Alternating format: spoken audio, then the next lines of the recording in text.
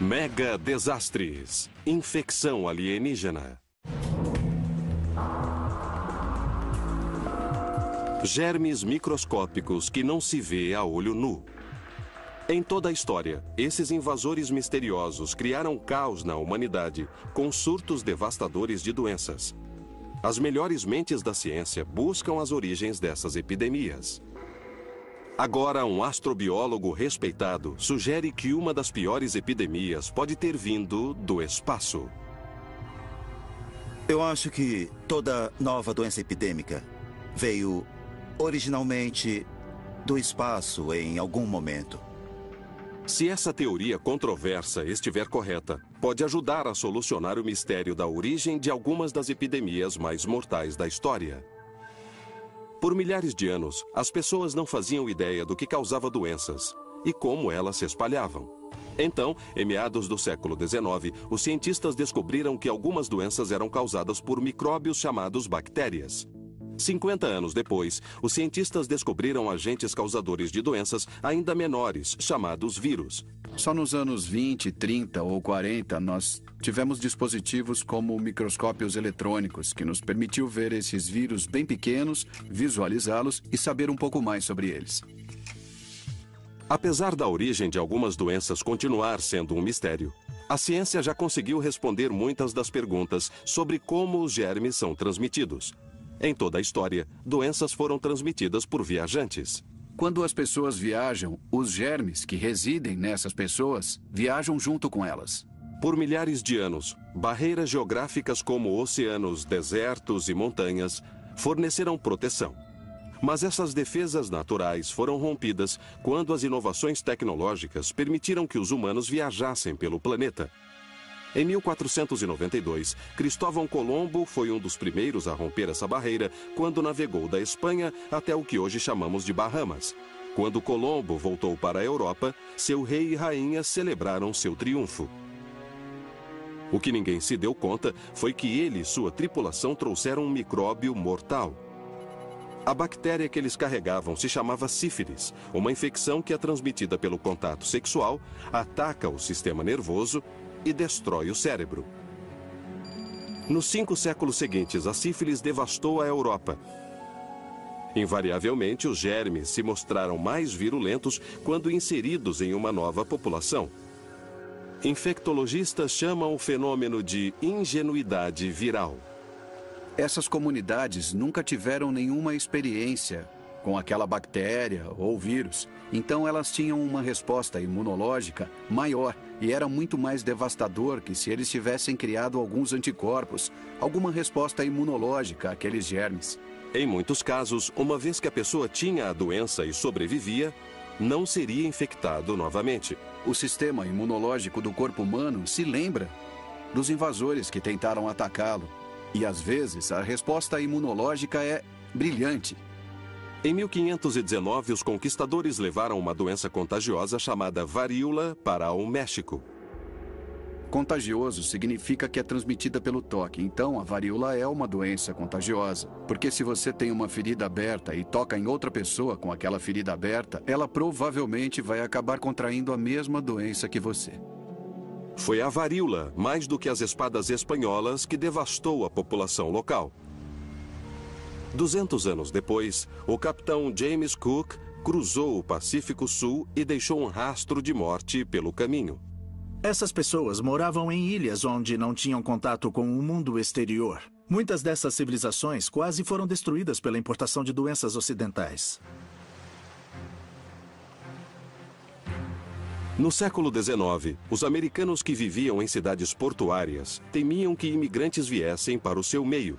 Navios da Europa Oriental chegavam com muitos dos passageiros já mortos.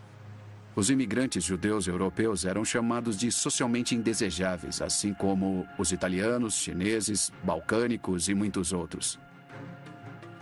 Em 1892, o presidente Benjamin Harrison proibiu a imigração quando epidemias de cólera e tifo causaram pânico.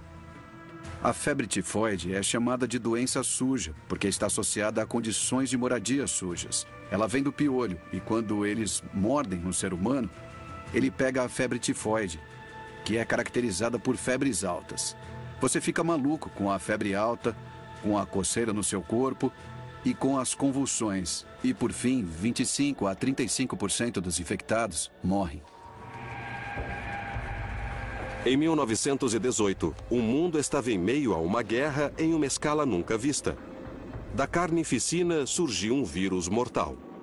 Não dá para separar a Primeira Guerra Mundial da epidemia de 1918. Elas são interligadas. Devemos lembrar que essa foi a epidemia mais fatal de toda a história humana. As pessoas chamavam a gripe de 1918 de gripe espanhola, pois acreditavam que tinha começado na Espanha. Mas mesmo hoje ninguém sabe a origem da epidemia.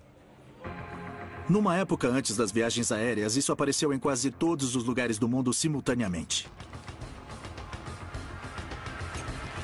Hoje nós sabemos que essa epidemia pode ter matado até 100 milhões de pessoas.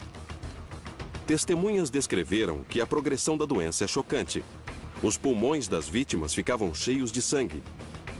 Em muitos casos, a pessoa morria em questão de horas. As autoridades logo foram forçadas a colocar as vítimas em quarentena. Eles cancelaram eventos esportivos, os filmes no teatro de vaudeville, salões onde as pessoas se reuniam. E quando você pensa em uma doença como a gripe, que é transmitida pela dispersão de gotículas respiratórias ou partículas respiratórias, como na tosse, no espirro e coisas assim, a ideia de separar todos os doentes dos sadios acabava fazendo muito sentido.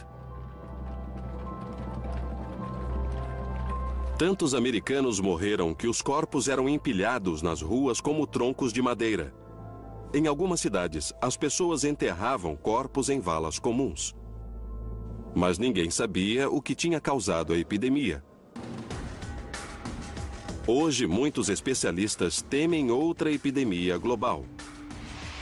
Alguns até sugerem que a próxima calamidade devastadora possa vir do espaço.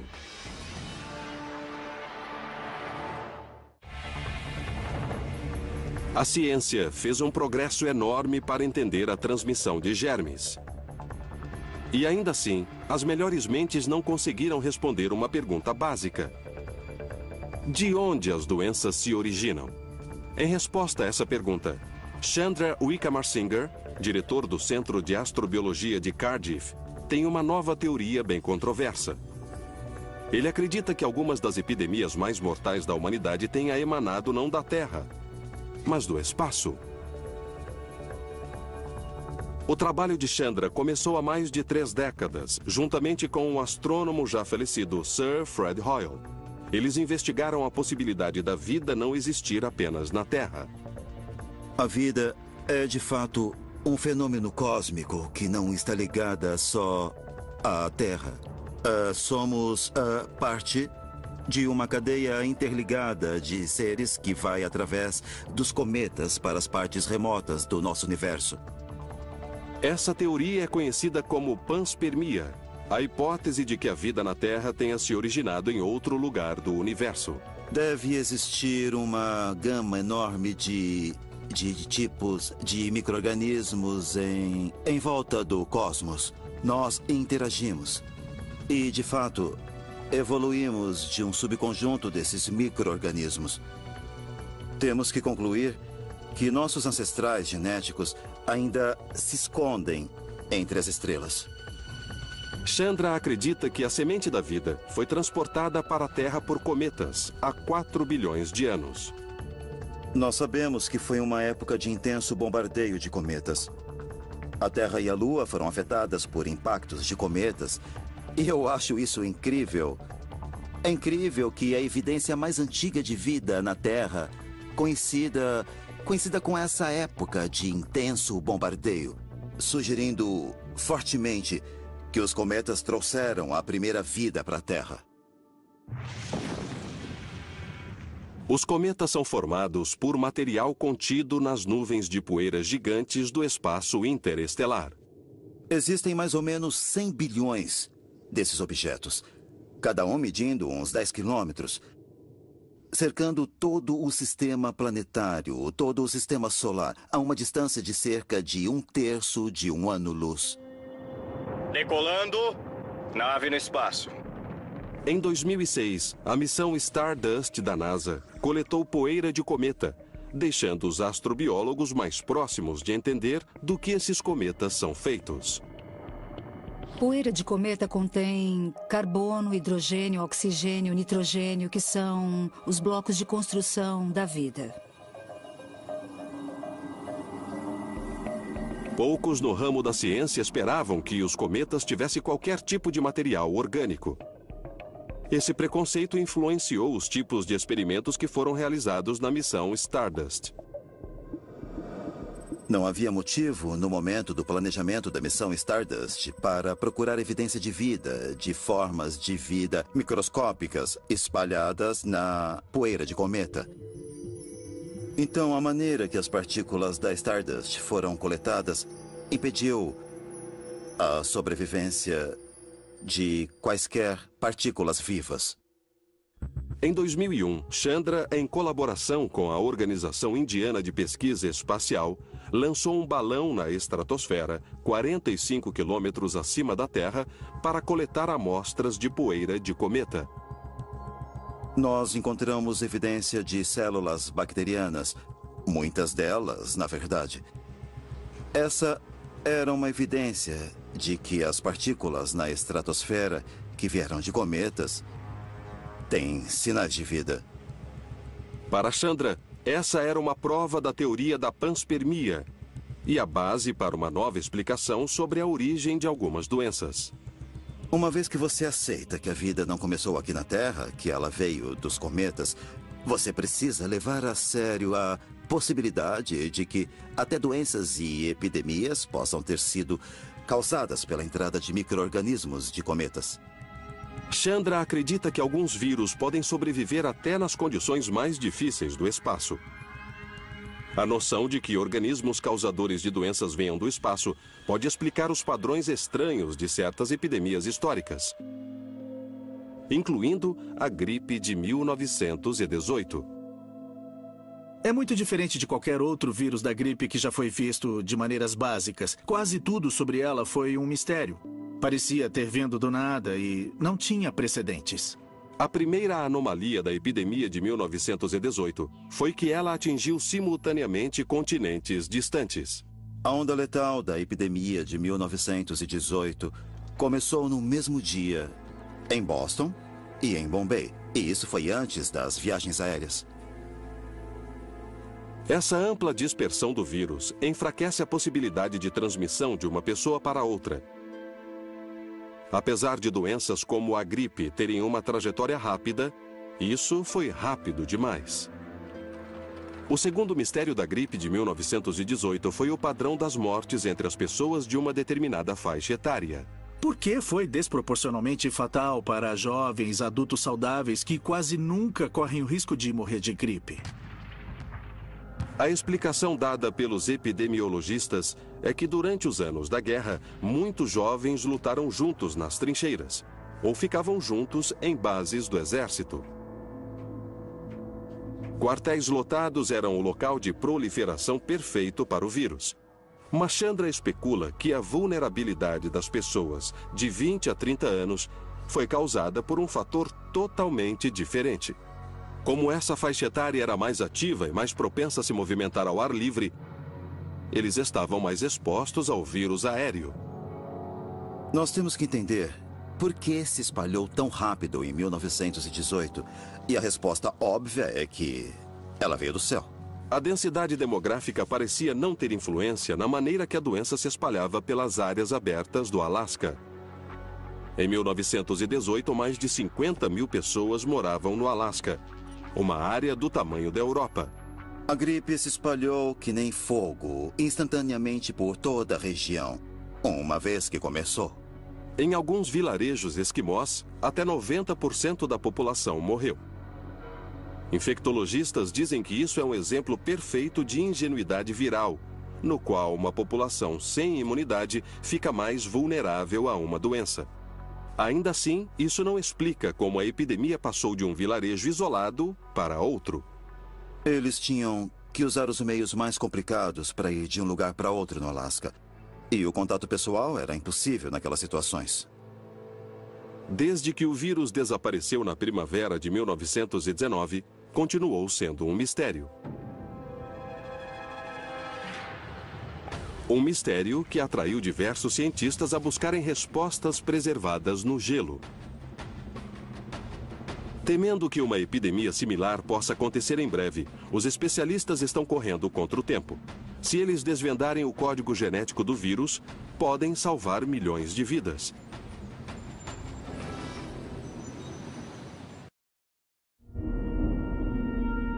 Poderia a epidemia de gripe de 1918 ter se originado no espaço? A gripe de 1918 foi uma gripe nunca vista antes. Como uma praga bíblica, ela devastou o mundo. Nos Estados Unidos, a gripe apareceu em setembro e em 3 meses, 500 mil de americanos morreram. Os médicos estavam desesperados para saber de onde tinha vindo e como era transmitida. E o mais importante, poderia acontecer novamente? Décadas mais tarde, cientistas ainda não tinham desvendado seus segredos. Então, em 1951, um patologista chamado Johann Houghton decidiu resolver esse mistério. Sabendo que o calor é o inimigo dos vírus, Houghton alegava que se a gripe pudesse ser preservada em algum lugar, seria no gelo do Grande Polo Norte. A ideia dele era retirar tecido do pulmão de vítimas da gripe enterradas no gelo subterrâneo. Ele pensou nisso porque vírus podem ser preservados em freezers de baixa temperatura e outras fontes de frio por longos períodos de tempo. Então, se essas pessoas morreram com o vírus, ele talvez ainda estivesse congelado e preservado como se estivesse em um freezer e poderia ser recuperado. Houghton descobriu que 72 dos 80 residentes que moravam no vilarejo de Breivik morreram de gripe no mês de novembro de 1918. Havia pequenos vilarejos no Alasca, onde a taxa de mortalidade era alta, e ninguém sabia o porquê. Ele exumou diversos corpos de uma vala comum enterrados na tundra congelada. Houghton tentou cultivar o vírus, mas nunca conseguiu. A tecnologia na época era limitada. 44 anos depois, em 1995, um patologista molecular chamado Dr. Jeffrey Taubenberger decidiu tentar novamente. Se ele conseguisse sequenciar o vírus, ele talvez conseguisse produzir uma vacina protetora. Dessa vez, Taubenberger tinha à sua disposição uma nova técnica revolucionária chamada PCR, ou reação em cadeia da polimerase. A reação em cadeia da polimerase é uma palavra chique para uma técnica conhecida na qual pequenas quantidades de ácido nucleico que não poderiam ser detectadas de outra forma podem ser amplificadas para que, ao invés de ter um número X de cópias, possa ter 10 vezes X, 100 vezes X, 1000 vezes X e 1 milhão vezes X de cópias. Quando o ácido nucleico é replicado, ele passa de indetectável para detectável. Uma vez que é detectável, a sequência pode ser determinada. Usando a PCR, Taubenberger analisou o tecido do pulmão que havia sido colocado em formalina e armazenado no repositório de tecidos do Instituto de Patologia dos Serviços do Exército. Os genes despedaçados do vírus eram tão frágeis que demorou 10 anos para sequenciar seu RNA. Taubenberger conseguiu confirmar que o vírus da gripe de 1918 tinha se originado de pássaros.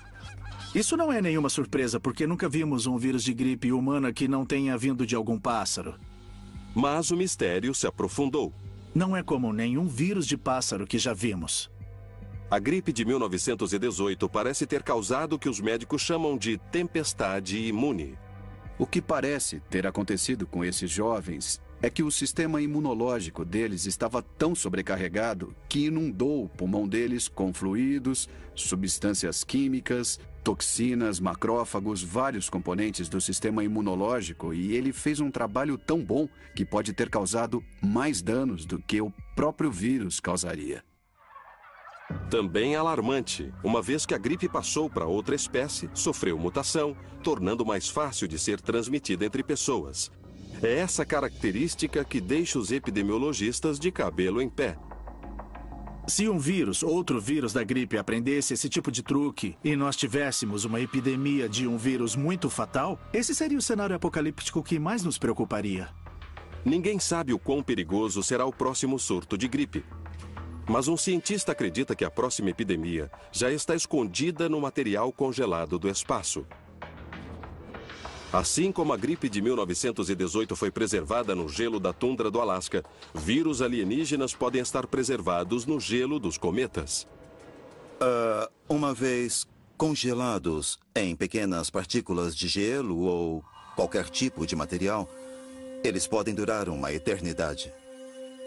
Chandra acredita que pode existir um padrão na maneira como os cometas trazem germes à Terra. Eu acho que o cenário mais provável é um cometa depositar um micro-organismo patogênico na estratosfera e esse vírus causar uma nova epidemia. Chandra acredita que a epidemia de SRA de 2003 é um exemplo disso. Especialistas sabem que a SRA foi usada por um vírus que geralmente infecta os tratos respiratórios ou gastrointestinais de mamíferos ou pássaros, e foi identificado primeiramente na China. Nós achamos que veio da ingestão de uma espécie de gato selvagem, que é uma iguaria da cultura chinesa, e como essas pessoas viajaram para outras partes da China, elas podem ter infectado uma série de outras pessoas.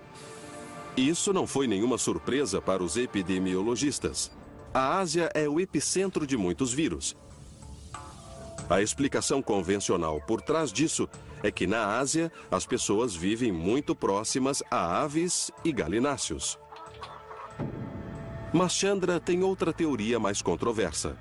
Os primeiros pontos de descida de um vírus que é injetado na estratosfera deve ser ao leste do Himalaia, porque essa é a cordilheira mais alta do planeta e quase faz um furo na estratosfera.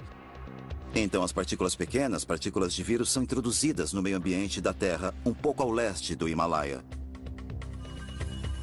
Se os germes estão caindo do espaço, confirma que pássaros seriam os primeiros receptores de um vírus da gripe.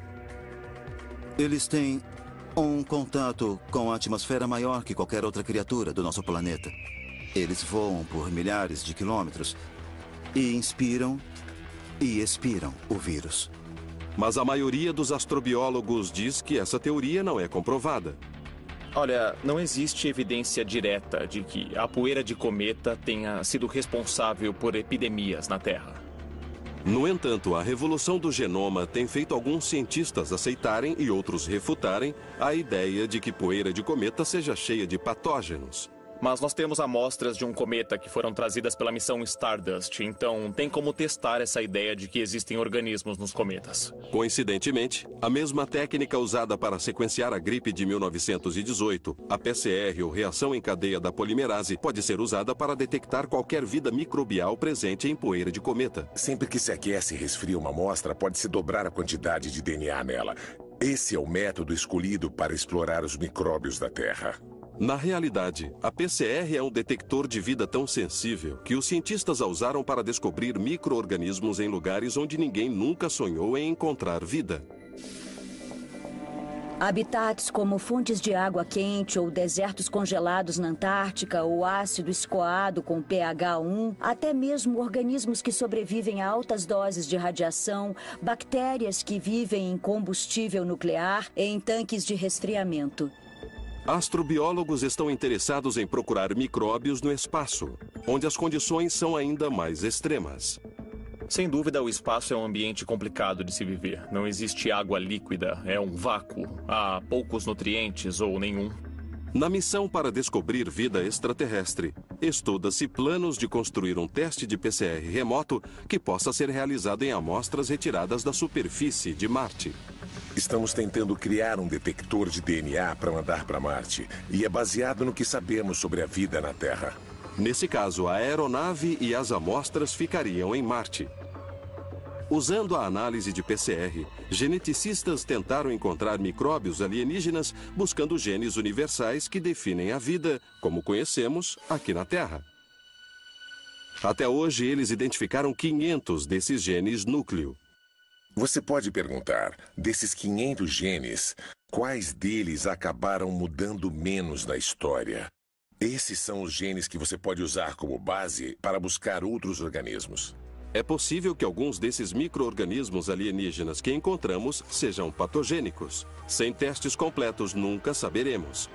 Alguns especialistas acreditam que faz mais sentido testar se há vida em Marte, trazendo amostras para um laboratório aqui na Terra. Vamos buscar indicações de vida ativa, vamos procurar fósseis, vamos procurar esporos ou estados dormentes, vamos até procurar por biomateriais, resquícios de paredes celulares. Então, vamos procurar por qualquer coisa que possa estar associada à vida. No entanto, a missão não está livre de riscos. E o único perigo que nos preocupa, em termos globais, é algum tipo de organismo que se reproduza. Especialistas concordam que as chances dos germes marcianos escaparem e devastarem o planeta são remotas. A NASA implementou medidas de segurança para deixar em quarentena um verdadeiro enigma de Andrômeda. Mas será que isso será suficiente? Se uma infecção alienígena vinda do espaço atingisse a Terra, os órgãos de saúde talvez busquem ajuda nas lições do passado. A história nos ensinou que epidemias têm vida própria. O desafio de hoje é como detectar e isolar agentes causadores de doença antes que eles se espalhem. Cada doença tem seu próprio cronograma, seu tempo, seu modo de infectar, seu próprio intervalo serial, seus próprios infectantes, e tudo isso é levado em conta pelos órgãos públicos de saúde. O primeiro passo tomado pelos médicos quando suspeita-se de uma nova doença é entender como ela é transmitida. É transmitida por alimento ou água? É transmitida pela tosse das pessoas? É transmitida pela atividade sexual? Porque se você entender a transmissão, você talvez consiga bloqueá-la. Órgãos públicos de saúde sabem que uma vez que a propagação de uma doença sai do controle, o pânico pode se instalar e amigos se viram uns contra outros. Membros da família podem evitar seus parentes. Isso aconteceu na epidemia de poliomielite nos anos 30 e 40. Não era difícil cidades pequenas se isolarem do mundo exterior. Locais públicos como escolas, piscinas e parques de diversões foram fechados. E talvez enfrentemos outra epidemia global de gripe em nossa geração. Precisamos estar preparados para a próxima ameaça e não sabemos quando ela vem. Pode ser uma epidemia de gripe, pode ser outra coisa. Em um momento de crise, os médicos esperam que muitos hospitais atinjam sua capacidade máxima. Os médicos e enfermeiras ficarão doentes. Você pode perder 30% dos profissionais de saúde. E a capacidade de cuidar de um número incremental diminui consideravelmente. Vai faltar equipamentos de suporte à vida. Talvez tenhamos que usar o que chamamos de reserva nacional estratégica, de agentes antivirais ou até de ventiladores para dar suporte às pessoas. Como vimos com o furacão Katrina, centros de atendimento alternativos podem ser abertos. No tipo de epidemia que estamos prevendo, gostaríamos de manter as pessoas longe dos hospitais. O hospital é um lugar ótimo para se espalhar doenças. Especialistas dizem que se planejar é essencial. Você não vai pensar com clareza em meio a uma crise. E as pessoas importantes podem estar muito doentes também. Então você não vai querer tomar decisões grandes sem um contexto para tomá-las. Você vai estar muito emotivo na hora. Para poder estancar a propagação de uma possível epidemia, diretrizes foram estabelecidas com antecedência. Pede-se aos médicos que informem as autoridades da saúde sobre qualquer tipo de aumento em doenças infecciosas. Se houver motivo para alarme, as autoridades irão determinar uma quarentena parcial. Haveria uma série de ações nas quais reuniões públicas não aconteceriam, shows seriam cancelados, por exemplo, escolas fechadas. Em anos recentes, casos de uma gripe aviária chamada H5N1 alarmaram os epidemiologistas. A taxa de mortalidade entre os infectados é espantosa. O vírus H5N1, na Ásia e em outros lugares, matou mais de 50% dos infectados. Eles sabem que essa gripe passou dos pássaros para os animais. Em alguns casos isolados, pode ter sido transmitida de uma pessoa para outra. Se essa possibilidade aumenta a nossa ansiedade, imagina uma infecção alienígena trazida para cá por uma aeronave. Isso é coisa de ficção científica? Talvez. Mas especialistas levam essa possibilidade muito a sério. A noção de que é perigoso levar material de um planeta para outro tem sido uma preocupação para muitos cientistas envolvidos na exploração espacial. O artigo 9 do Tratado do Espaço de 1967, assinado por mais de 90 nações, dita que todos os países evitarão a contaminação prejudicial da Terra. Quando mandamos astronautas para a Lua durante o programa Apollo, as cláusulas do Tratado do Espaço de 67 passaram pelo primeiro teste. Na época, os astronautas que voltaram ficaram de quarentena, assim como as rochas e amostras que eles trouxeram. A NASA continua preocupada que uma sonda espacial possa trazer um organismo que infectaria nossa biosfera. Qual a probabilidade daquela amostra ter alguma coisa que possa ser infecciosa ou perigosa para humanos? É muito baixa, mas não nula. Na busca de vida extraterrestre, cientistas da NASA há muito tempo consideram o planeta Marte o melhor candidato. No fim dos anos 70, depois que a Viking sondou Marte, parecia não haver vida no planeta vermelho. A preocupação em trazer organismos de volta para a Terra desapareceu. No entanto, novas descobertas surpreendentes fizeram astrobiólogos questionarem esse veredito. Em 2006, fotos tiradas da superfície de Marte pela sonda global mostrou a presença de sulcos recém-formados, aparentemente há apenas 6 anos. Essas formações indicam que água líquida pode ter fluído em Marte na última década. Essa descoberta aumentou a probabilidade de que talvez haja vida em Marte. Na Terra, onde vemos água, vemos vida. Então, quando se procura vida, como a reconhecemos, o melhor lugar para procurar é onde existe água. Agora, depois de mais de 30 anos, a NASA pode estar se preparando para lançar uma nova missão para buscar vida em Marte. A coisa mais importante para a ciência seria trazer amostras para que pudéssemos fazer uma bateria de exames e ter especialistas da ciência para debater e ter as amostras aqui na Terra. Nesse caso, uma aeronave será enviada para Marte para coletar amostras de solo. Como o dispositivo coletaria as amostras e como essas amostras ficariam fechadas em algo que trave bem e que dê para trazê-las para a Terra, sem perder o conteúdo, é algo que precisamos trabalhar. A amostra consistiria de material retirado da superfície de Marte. Caberia talvez em uma xícara de café e seria composto por gases que seriam coletados ao mesmo tempo. Poeira, pequenas amostras de solo e pedras pequenas que seriam perfuradas. Esse recipiente poderia conter as primeiras evidências de vida extraterrestre, uma probabilidade que dispara alertas. Alguns temem que poderia conter micróbios tão perigosos para a raça humana quanto os que causaram a gripe de 1918. Se você mover organismos de um lugar para o outro, diferente de onde eles se espalhariam, você pode ter resultados surpreendentes quando as populações interagem entre si. A política da NASA é tratar qualquer amostra como perigosa até que se prove o contrário. Na missão de trazer uma amostra de Marte para a Terra, a NASA pensou em tudo o que possa dar errado. Voo espacial é um negócio arriscado. Provavelmente, a maior ameaça seria um acidente que exporia o nosso meio ambiente. Parece que temos um objeto lançado, 200, vindo para a Terra. Um acidente é uma possibilidade real, como comprovada pelo acidente da cápsula Gênesis em 2004. Engenheiros da NASA vão se proteger contra essa possibilidade, construindo uma aeronave feita para suportar pousos difíceis. Mesmo que a cápsula sofra um acidente, o recipiente com as amostras de Marte ficará intacto. A cápsula será retirada naquele ponto e transportada para um módulo de quarentena e daí para um laboratório. O laboratório atenderá aos padrões de contenção biossegurança nível 4. Biossegurança nível 4 é a contenção máxima utilizada pelo Centro de Controle de Doenças para lidar com organismos mais virulentos na Terra.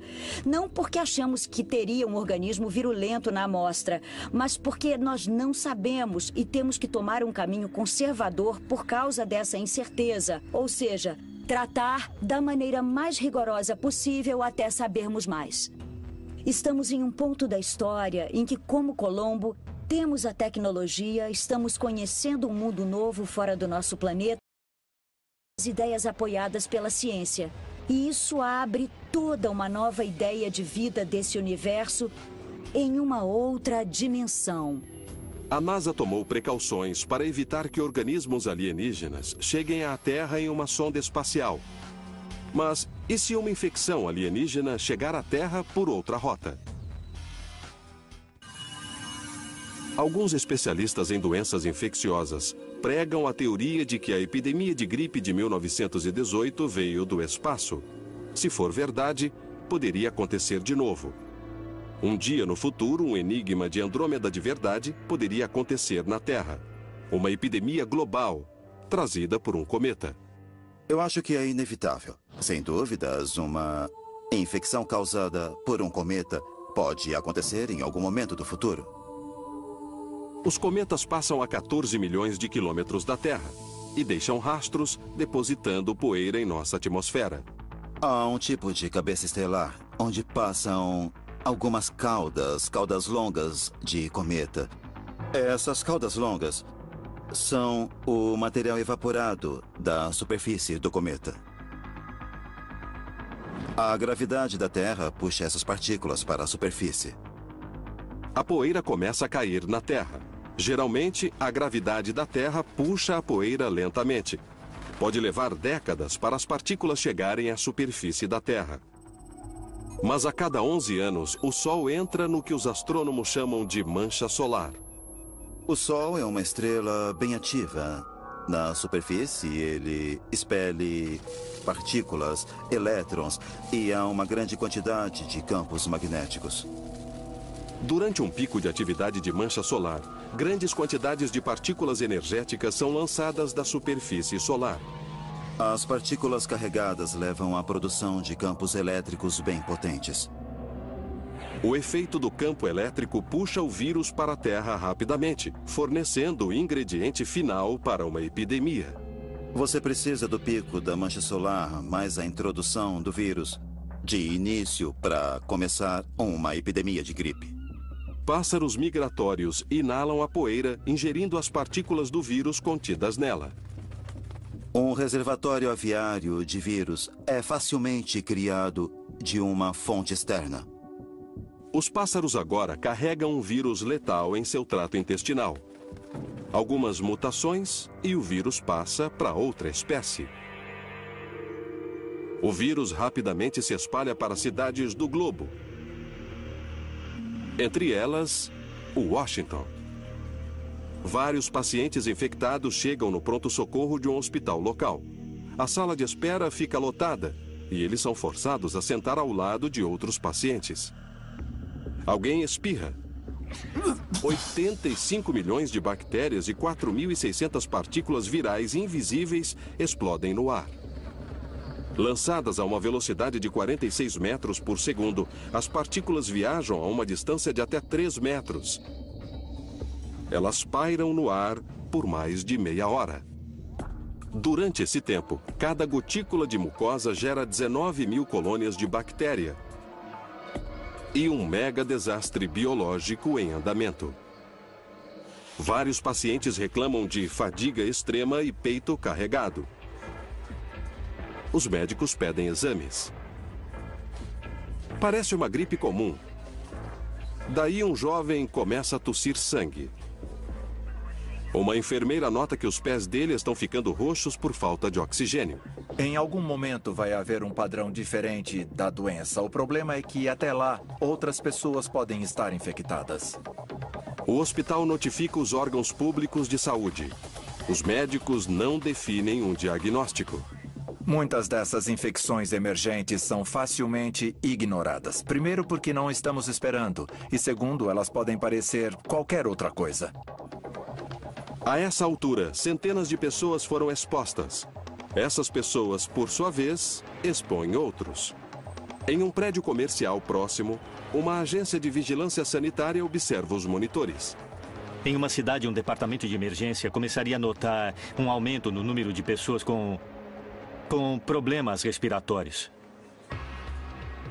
A essa altura, o administrador do hospital recebe notícias mais alarmantes. No aeroporto Dulles, um passageiro chegado de Hong Kong foi retirado do avião morto.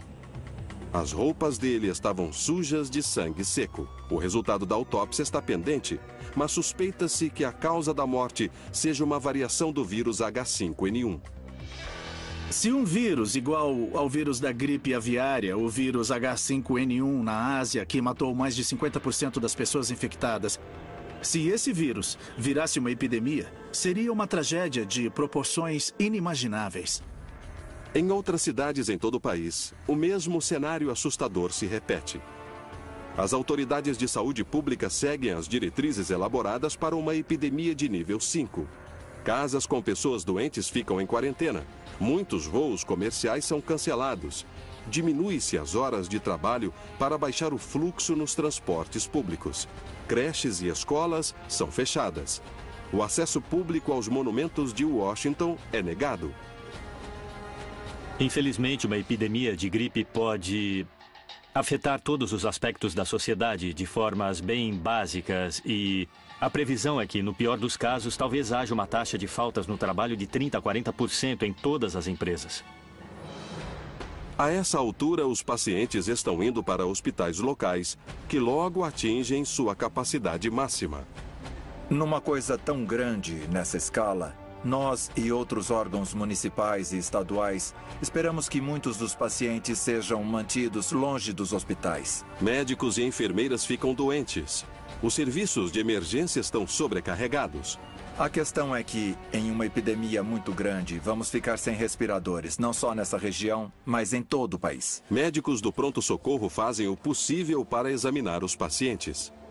Em uma situação de desastre, a filosofia predominante usada para decidir quem recebe os recursos é o maior bem para o maior número.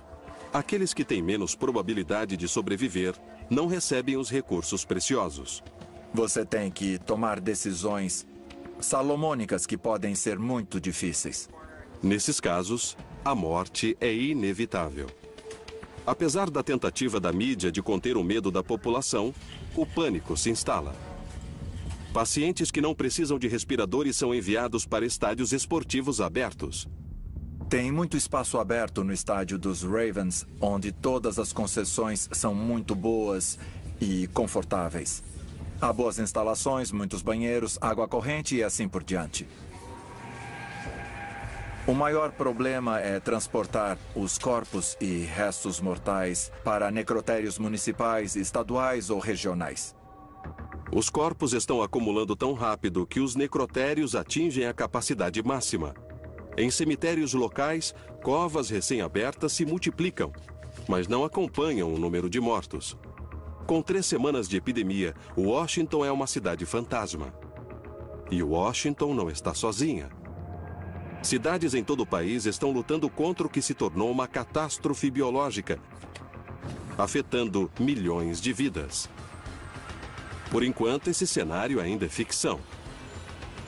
Mas se acontecesse, será que a ciência poderia nos ajudar a encontrar uma maneira de nos protegermos contra esse tipo de epidemia?